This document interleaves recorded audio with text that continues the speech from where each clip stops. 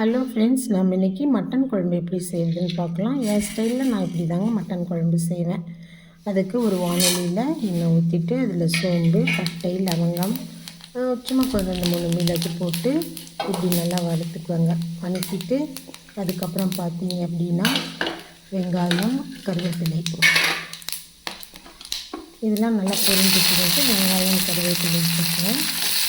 அது 2-3 தடவை நல்லா கிளறி விட்டுட்டு அதுக்கப்புறம் நல்லா கிளறி விட்டுருவேன். அதுக்கப்புறமா பார்த்தீங்க அப்படின்னா பூண்டு, இஞ்சி போடுவேங்க. இஞ்சி பூண்டு போட்டு நல்லா வதக்கி விட்டுருவேன். தேவையான அளவு நம்ம எவ்வளோ குழம்பு நமக்கு வேணுமோ அந்த குழம்பு அளவுக்கு இஞ்சி பூண்டு எடுத்துக்கிட்டோம்னா போடுவேன். போட்டு நல்லா வதக்கிடணும். நல்லா வதங்கி வரும்பொழுது தேவையான அளவுக்கு நம்ம தக்காளி இதில் நான் பார்த்திங்கன்னா ஒரு ஸ்பூன் கொத்தமல்லி விதை சேர்த்துக்குவேன். அது நல்லா வாசமாக இருக்கும். ஆனால் மிளகாய் போட மாட்டேன். ஏன்னா இது எல்லாமே காரம். அது இல்லாமல் குழம்பு மிளகாய் தூள் போடக்குள்ள அதுலேயும் காரமாக இருக்குன்னு சொல்லிவிட்டு நான் மிளகாய் போட மாட்டேன்.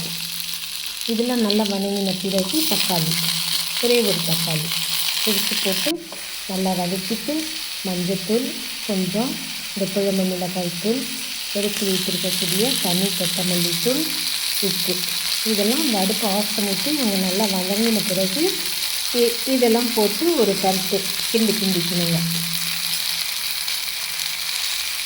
இப்போ நம்ம குழம்புக்கு தேவையான மஞ்சத்தூளும் உப்பும் எடுத்துட்டோம் அப்படின்னா அதில் பாதி போட்டு வச்சுருவேன். ஏன்னா அடுத்தது நாம் மட்டன் வேக வைக்கணும் இல்லைங்களா, அதுக்காக. இந்த அடுப்பை ஆஃப் பண்ணிவிட்டு நம்ம இப்படி பண்ணக்குள்ள அந்த சூட்டில் நல்லா இருக்குங்க. இது பார்த்திங்க அப்படின்னா கொத்தமல்லி தழை நல்லா கழுவி நறுக்கி போட்டுடணும். இந்த மட்டனில் பார்த்திங்க அப்படின்னா நம்ம இந்த எலும்பு சார்ந்த இந்த பகுதிகள்லாம் எடுத்து தனியாக வாஷ் பண்ணி வச்சுக்கணும். இதை நாம் எடுத்து மீதி கொஞ்சம் இருக்குது. இது பெப்பர் ஃப்ரைக்கு வச்சுருக்கேன். இதை எடுத்து நம்ம குக்கரில் போட்டு நல்லா வேக வச்சுக்கிறோம். வேக வைக்கும் பொழுது ரொம்ப தண்ணி ஊற்ற வேண்டியது இல்லைங்க. கொஞ்சமாக தண்ணி ஊற்றலாம். அதுலேயே நிறைய தண்ணி விடும். இந்த மட்டன் வேக வைக்கக்குள்ள இதில் கொஞ்சமாக நம்ம மஞ்சத்தூள், உப்பு போட்டுக்கிறோம். மஞ்சத்தூள், உப்பு போட்டுக்கிறோம். போட்டு 2-3 விசில் நம்ம விட்டுறோம். ஒரு 3 விசில் தாராளமாக விட்டுறோம். இந்த வதக்கி வச்சதெல்லாம் ஆறின பிறகு மிக்ஸி ஜாரில் நம்ம இப்படி எடுத்துக்கிறோம். அப்புறம் அடுப்பில் பாத்திரம் வச்சு வெங்காயம் சும்மா ஒரு 2-3 ஒரு இதுக்காக வெங்காயம் போட்டு கருவேப்பிலை போட்டு இந்த வேக வச்ச மட்டன் இருக்கு இல்லைங்களா, அதை எடுத்து கொட்டிக்கிறோம்.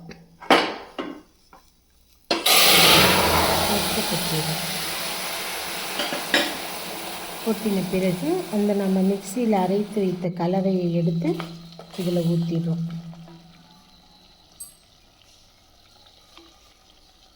கலவையை ஊற்றிட்டு அதுக்கப்புறம் நமக்கு இதுக்கு தேவையான அளவு தண்ணி, உப்பு, மிளகாத்தூள், மஞ்சத்தூள் எல்லாம் போட்டு கொத்தமல்லி தழை போட்டு நல்லா கொதிக்க வச்சு அந்த பச்சை ஸ்மெல்லாம் போன பிறகு எடுத்து சாப்பிட வேண்டியது தான்.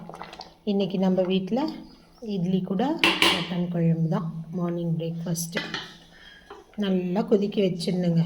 நல்லா கொதிக்க வச்சு சாப்பிட்லாம். Bye, see you.